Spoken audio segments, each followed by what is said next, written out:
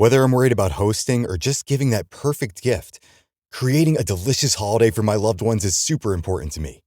From effortless holiday hostings to unforgettable gifts, Omaha Steaks delivers the world's best steak experience.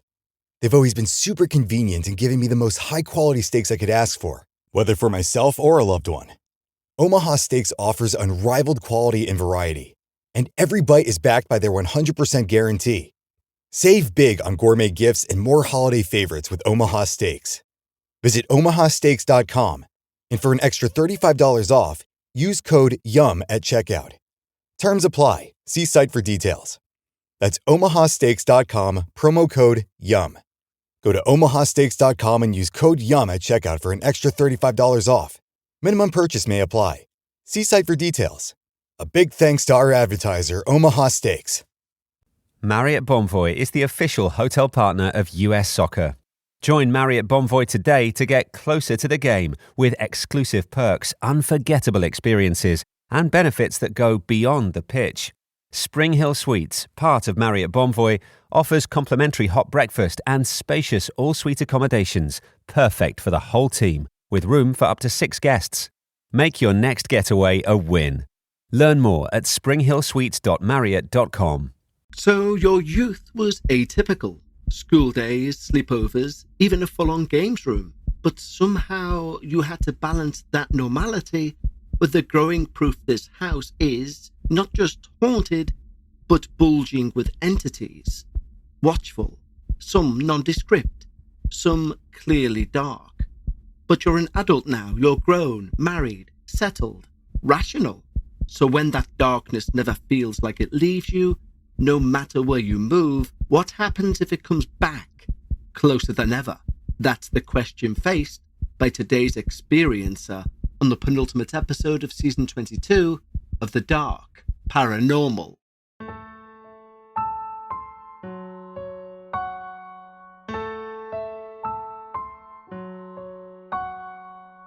Live from Liverpool, the Dark Paranormal.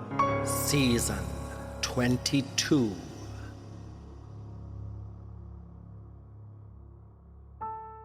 Hello everyone and welcome, to the penultimate episode of Season 22 of the Dark Paranormal.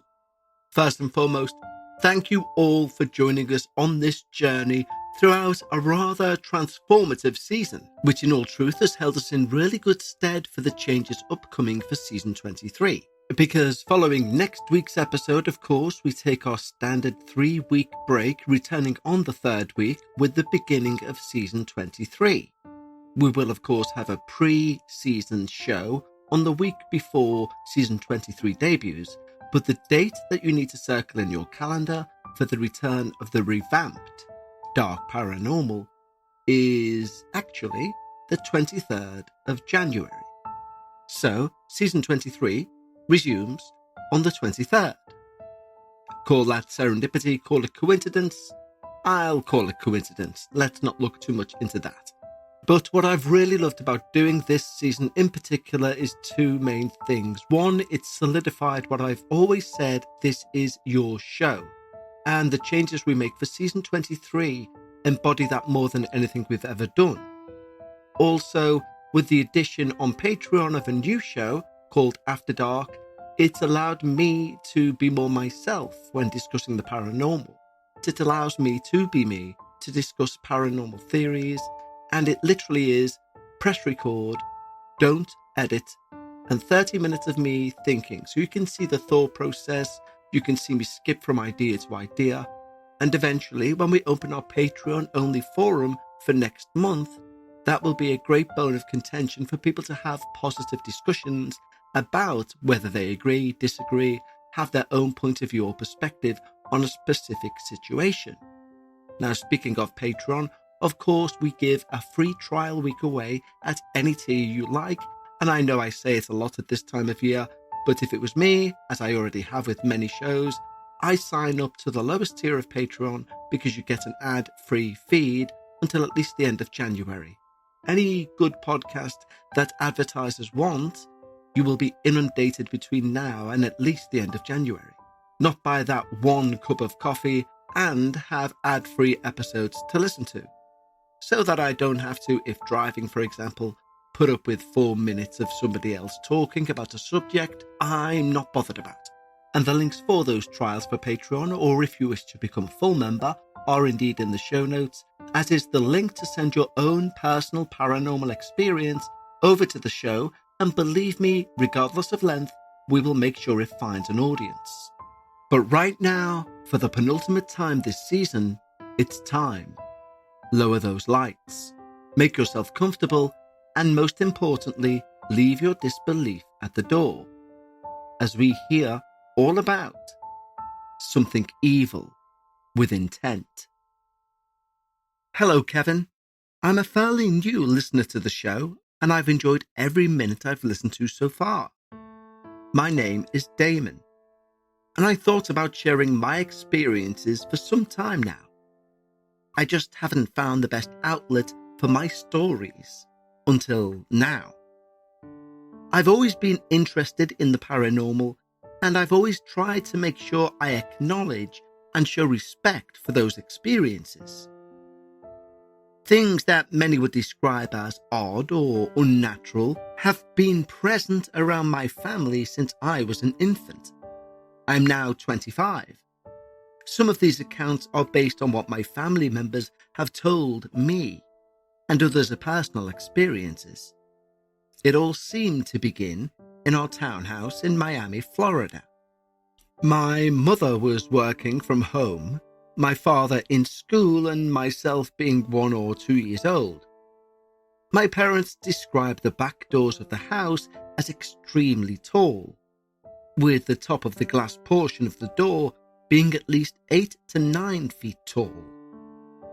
They can't recall any inciting circumstances for this occurrence, but they would repeatedly observe what looked to be handprints on either side of an impression of a face on the top of the glass, almost like someone was peering into the house. This is frightening as fact alone, but what made it even more unusual was the fact that when my father would attempt to wipe the marks away, it sometimes would be impossible. He'd have to give it 2, 3, maybe 4 or 5 goes. The odd issue was followed by other occurrences, like fans spinning at rates much faster than usually possible, and lights becoming so intensely bright they became blinding.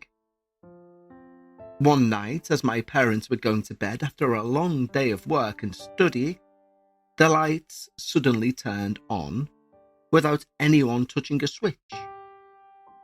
My father says he got up, turned the light off, and went back to bed.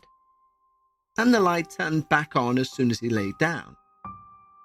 Again, he got up, turned it off, and laid back down. This cycle continued 5 or 6 times before my father said he angrily yelled for whatever was going on to stop. He says after that, the lights and fans never seemed to have an issue again. On a different night, sometime after the experiences with the lights, my father says he was awoken to the sound of one of my toys making noises downstairs. The toy was one that was made to make a variety of sounds dependent on where it was stepped on. My father remembers being very confused as to what he was hearing, knowing good and well I was in my crib and the 2 dogs were in his room. At this point, he suspected an intruder, accidentally nudging the toy. He grabbed his handgun from his nightstand and crept downstairs, fully expecting to see someone in the living room or kitchen. He looked towards the back door from the stairs and realized that our alarm system had not actually gone off. It was still armed. Once he reached the bottom of the steps, the noises from the toy ceased.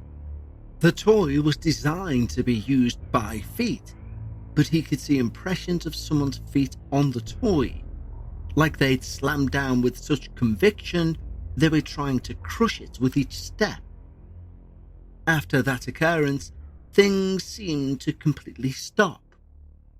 Following that period, we moved into another house in Tampa, Florida, and we never really had any strange experiences. But that all changed when we made the move to Oklahoma in 2007. During the move, everyone was in good spirits. We were closer to our family, my father was beginning his new job, the house was newly built, ready to go. We lived in this house from 2007 to 2015, 8 years in total. And things started out as you'd expect. Really nice, nothing to worry about, nothing out of the ordinary. At this point in my life, I was no longer an only child, with my younger sister being born in 2006. She had an imaginary friend, as young children do. She had several. We heard about one very frequently, though. One she liked to call Little Fella. The description of this friend seemed to change from time to time. She'd describe him as anything from a pink little monster, which was very similar to a toy she had, so nobody thought anything of it, until one day my mum was working in her office and she heard my sister hysterically laughing. My sister was supposed to be down for a nap, so my mother was a little startled. She crept up the stairs, trying not to let my sister see her in case she decided to pretend to fall back asleep. And she watched my sister, from the top of the stairs, toss and turn while laughing, as if someone was tickling her. But then, my sister's laughter rapidly turned to crying, with my sister yelling, "Stop! You're hurting me!" My mother ran into the room looking round, expecting someone to appear from thin air. As expected, there was no one else in the room. My sister at this point seemed totally fine and acting like her normal self. My mum, still somewhat puzzled, let it go. Shortly after that puzzling experience, my sister was eating lunch at our kitchen table that had 3 large windows beside it that looked into the backyard. My dad was home from work for his lunch break, and he was the only one with her in the kitchen. My sister, spoon to mouth, had been staring out into the backyard for some time before my father asked her what she was looking at. She replied, "Just that man in the suit." My father told me he asked her to repeat herself. And again, she said the same thing about the man in the suit. At this point, my dad became slightly confused, not to mention on edge. He asked her to describe the man, and she said he had on a pink suit. He had a beard, and he looked really angry. I always picture my father's face, what it looks like when he tells us this story. Pale, worried, anxious. Once my sister said that, he picked her up from the table and immediately took her to a different room. He later looked around in the backyard for signs of anyone being there and found nothing. Other things happened around this time, included heavy footsteps on the stairs that seemed to disappear right when you'd think you were about to see someone cross over the landing. There were also numerous times my family, including myself, would see things from the corner of our eyes that would vanish if we tried to look directly at them. As a family, we all experienced feelings of feeling watched, especially at times when we were alone in the house. While my mother was away on work, my father was getting ready for bed like normal. He flipped on the TV and lay back in bed for the night. After a short while, he decided to turn off the TV and have a few moments, and after he did so, he saw a shadow figure in the shape of a person glide past the foot of the bed and whisper an aggressive Hey, he was not the only person in the family seeing these shadows either. My sister says she remembers on many occasions waking up in the middle of the night and seeing a tall, shadowy figure move into my room. She remembers seeing this figure and instantly being filled with a feeling of unnatural fear. She also remembers waking up on other instances, looking at her doorway and seeing the silhouette of a girl stood watching her. She never spoke, she never moved, she just watched. My auntie would come and visit fairly regularly and stay with my sister in her room. One night, she heard something hit the floor in the connected bathroom. So she got out of bed and saw that the tissue box cover that normally sat on top of the toilet was now on the floor. So she chalked it up to someone placing it too close to the edge. She picked it up and placed it back where it belonged. As soon as she touched the bed sheets, she heard the same noise again. She returned to the bathroom and again saw the box on the floor. This time she placed it further back on the toilet, further than normal, and waited a moment before stepping back out to the bedroom. This time, before she could even touch the bed, it sounded like someone had violently picked up that box and threw it across the bathroom. At that point, she decided she wasn't going to go back in there, and she returned to bed, not wanting to anger who or what was in there. As you've probably noticed at this point, many of these experiences are from family members, telling me what they've seen or gone through. I will go through my personal experiences now, following the explanation that shows many individuals have been seeing and hearing these odd phenomena. As stated previously, I always saw shadows out of my periphery, heard footsteps on the stairs when no one was there, but some of my experiences are more unique when compared to my other family members. For starters, my sister's room. I can still see the place as plain as day. I can still feel exactly how it felt standing on the landing of the stairs looking in. I hated the dark. Watching paranormal shows and movies, I was always afraid of things you cannot always see, especially whilst younger. At this point, I'm maybe 11 or 12. I did not enjoy being in the dark, never did, especially in my sister's room. To go down the stairs, though, you had to pass my sister's room, and every time I did so, I just could not look inside. Sometimes, though, I would force myself to, thinking I would somehow conquer my fear. I soon came to realize that the fear I felt about the dark versus the fear I felt about her room were two completely different things. Looking into her room in the dark made me feel uneasy, but uneasy like something was staring directly back at me, something that I could not see, something that blended in with the deep black of her dark room. I remember instances where I began sweating just standing outside looking in. It was more than some regular fear of the dark. It was more of a fear of something being in the dark. I always ran down those stairs in an effort to get past the room as soon as I could, and I remember always looking back, almost knowing that something might be right behind me, watching me or trying to catch me as I walked down those stairs.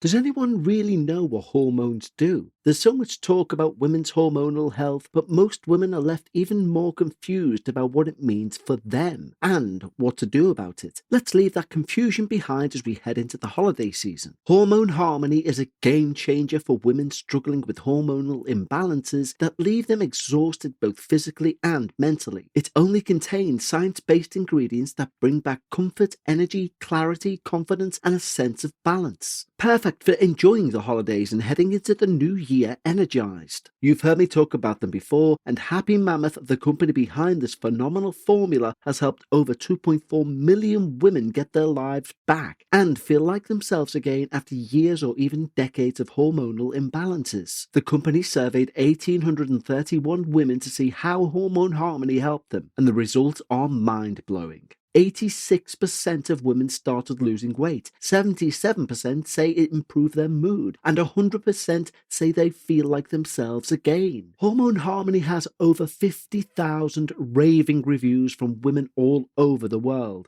with 98% of them saying they gladly recommend it to friends and family. This holiday season, give yourself or the women in your life the gift of wellness, because for a limited time, you can get 15% off your entire first order at happymammoth.com. Just use the code Dark Paranormal at checkout. Today's episode of The Dark Paranormal is brought to you by Progressive Insurance. Fiscally responsible, financial geniuses, monetary magicians. These are things people say about drivers who switch their car insurance to Progressive and save hundreds. Because Progressive offers discounts for paying in full, owning a home, and more. Plus, you can count on their great customer service to help you when you need it. So your dollar goes a long way. Visit Progressive.com to see if you could save on car insurance. Progressive Casualty Insurance Companies and affiliates' potential savings will vary, not available in all states or situations. I used to love my morning coffee until it stopped loving me back. The bloating, the discomfort, it just wasn't worth it anymore. Then I found Everyday Dose, coffee with benefits. It's real coffee blended with mushrooms, collagen, and nootropics.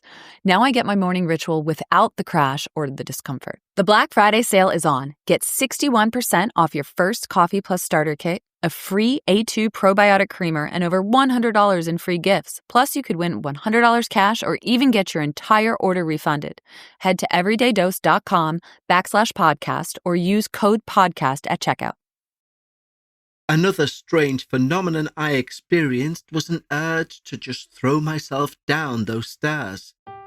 Now, I know that this can be a strange, semi-common phenomena where people can experience this in high places, but I never had this feeling anywhere else, only at the top of those stairs. The stairs where the footsteps always seemed to stop. My sister's room was not the only one that felt off. Our game room, which was across the hall, consisted of games, consoles, and a TV. It was where my friends and I spent most of our time hanging out or having sleepovers. I always remember that room in particular having a sharp temperature drop compared to the other rooms on the very same floor. It was always much colder. This was also where my friend had a conversation with someone or something that he believed to be me. He'd came over earlier in the day and we'd went to the game room as per usual. We sat down on the couch to start playing video games, and he felt someone pull on his hair. Originally, he thought it was my sister, since she did enjoy messing with my friends from time to time, but she was not at home. I remember seeing his face drop from laughter to worry. Later that evening, I felt that same very tug on my hair, the one that he described. I played it off like nothing had happened, but inside I was terrified.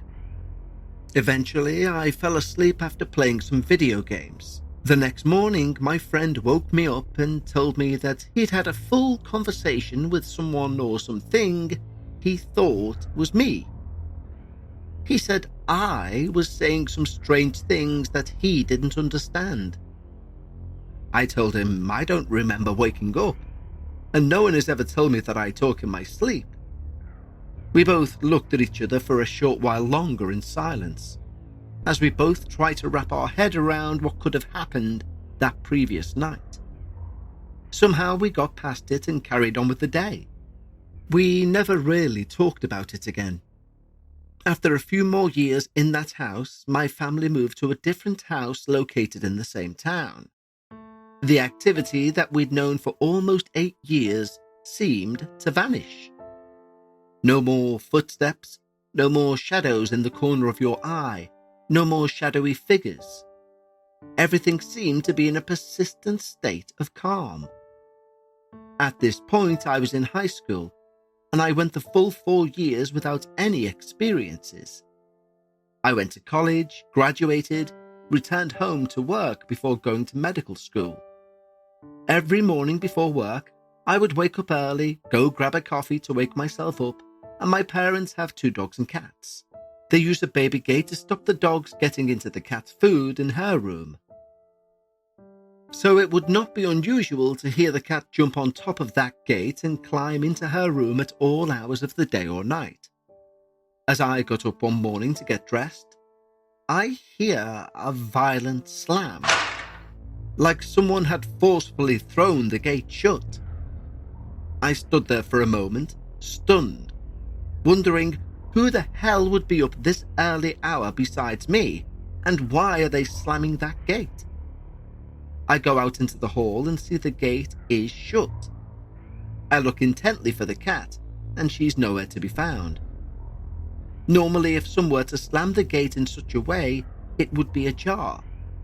Later that day, I asked my auntie, who was staying with us at the time, if she'd gone into the cat room that morning, and she replied, "No, but I heard the gate slam. Was that not you?" she asked. I felt chills run through my body. Nope, it definitely wasn't me," I said. I began wondering, after all this time, could these strange occurrences be coming back? Shortly thereafter, I began having strange dreams.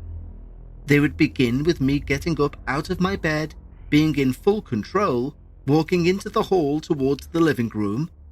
The house felt empty, but at the same time I had this gut feeling I was not alone. I can picture the dream perfectly, and I will still sometimes experience it.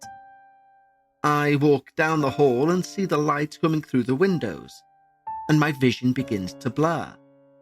Then I'm unable to walk or speak.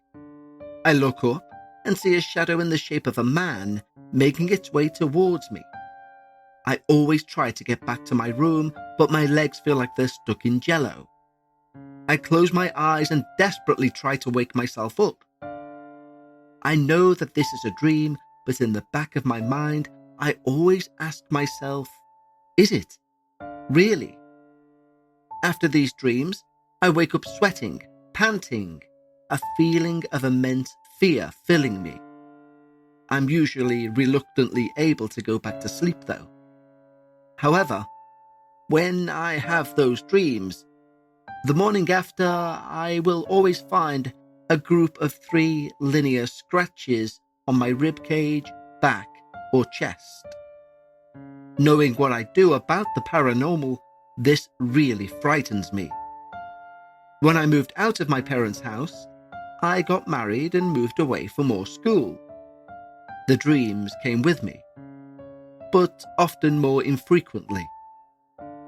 As everyone knows, when one thing ends, another usually begins. In the first place my wife and I moved into, we didn't have a whole lot of space, but we were happy. Our town was nice, the neighbours were friendly, and it felt very homely. One of the first nights after we moved in, I'm laying next to my wife, in bed, lights out, a dark room, and suddenly that room becomes somehow darker. More dark than it already was. I was laying down facing my wife's side of the bed, and I could see her with my own 2 eyes. Her back was turned to me, but only a few inches away. Yet for some reason, it felt like she was on the other side of the world. I began to have an unsettling feeling creeping up inside me. My hair stood on end. Something was terribly wrong.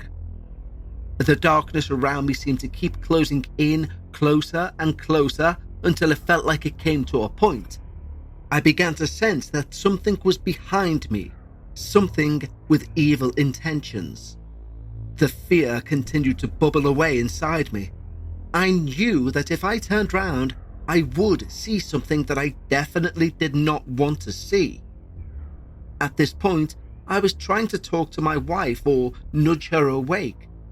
I tried talking, but no sound came out of my mouth. I couldn't move. I was frozen.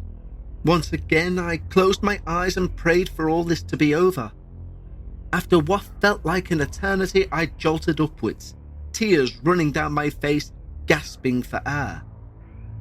This woke my wife, startled, asking me what was wrong, and I didn't know what to tell her. I couldn't explain what I'd just experienced. These episodes would continue to happen, and they still do from time to time. And I'm not exactly sure why I still experience them. My wife has never experienced a single thing like this, and I do continue to wonder if maybe one day I will have more odd experiences like I had growing up. I wonder if these dreams are a way of telling me to not disregard my previous experiences. Kevin, I would love to hear your thoughts on what I've shared with you. And I appreciate you having an outlet for your listeners to share their experiences. I hope all that listened could connect in some way with my experiences. Take care, Damon. Damon, thank you so much for this experience, because it's one of those I love. It has so many tendrils you could spend hours investigating. Again, you guys know I use the term validator quite a lot. Yet this experience or series of experiences contains something that makes me want to go back and reread almost every submission I've ever had. Because, to me at least, it's a validator, but with an implied unknown story sitting behind it.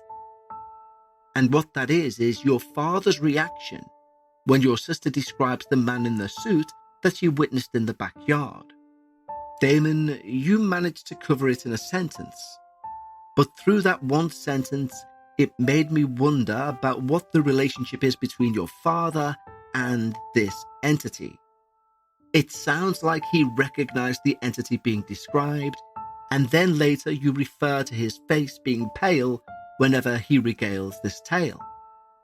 And as our Patreons know, I love open-ended experiences, where your brain can theorize on what was causal, what was a possible rational answer, and what remains left to pick through.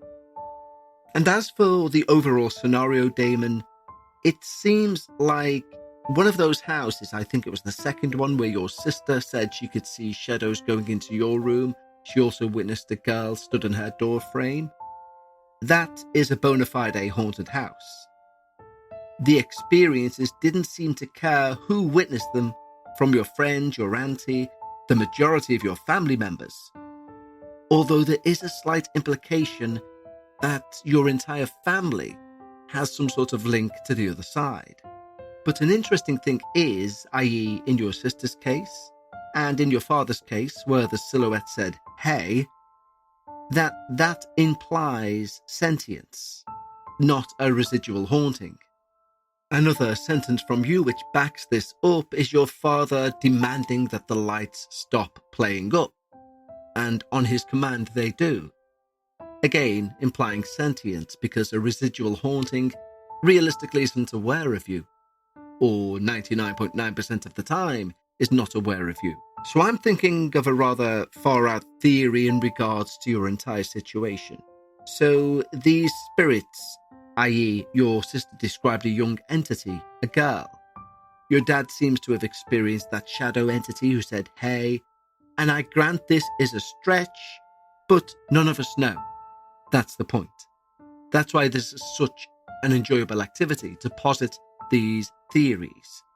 Now, recently I posited that perhaps when you move from an actively haunted place, its supernaturalness, for want of a much better word, surround you like an aroma.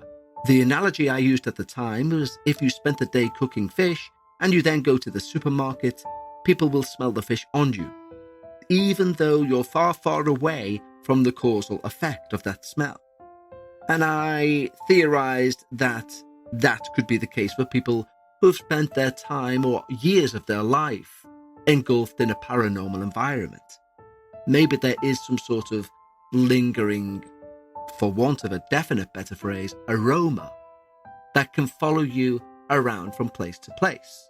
But venturing further into the we will never know idea of theoretical paranormal ideas on this, the house where you all seem to have your own spirit, i.e., your mother witnessed something, your sister had the girl in the bedroom, she witnessed shadows going into your room, your father had the spirit saying, hey. What if there was some sort of dark energy within that house that gave you all your own spirit? For whatever reason. And when you left, that spirit had two choices: to become obsolete or to follow you. And I think anyone who's sentient chooses option 2. But Damon, I want to thank you. As I say, there are so many tendrils on this that it makes me really look forward to doing our new show After Dark on Sunday, so I can put forward more of these theories. As I say, if you'd like to become a patron, the links are in the show notes. But Damon, thank you so much for giving us our penultimate episode of Season 22 for the Dark Paranormal. Don't forget the date to put in your diaries is Friday, January the 23rd, for the start of our 23rd season. And as I say, things will have changed, but it is still your show. It will still be fully recognisable. We've just taken feedback from you guys and we've applied it. And we'll see how it goes. But I can't wait to speak to each and every one of you next week for our finale of Season 22, my favourite season so far. And to all of you, I hope you had a fantastic Christmas, and with New Year just around the corner, may it bring everything that you need. People say everything I want, but everything you need. That's good enough, I think. And also remember, when you're discussing the paranormal, always leave some of your disbelief at the door. And I'll see you next Friday for the finale of Season 22 of the Dark Paranormal.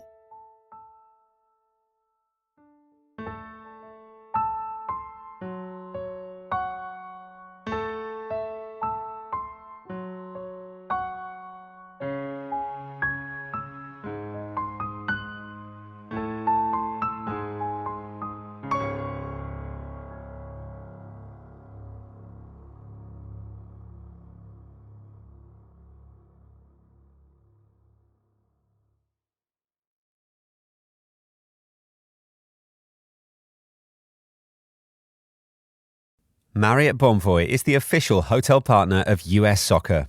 Join Marriott Bonvoy today to get closer to the game with exclusive perks, unforgettable experiences, and benefits that go beyond the pitch. Spring Hill Suites, part of Marriott Bonvoy, offers complimentary hot breakfast and spacious all-suite accommodations, perfect for the whole team, with room for up to 6 guests. Make your next getaway a win. Learn more at springhillsuites.marriott.com.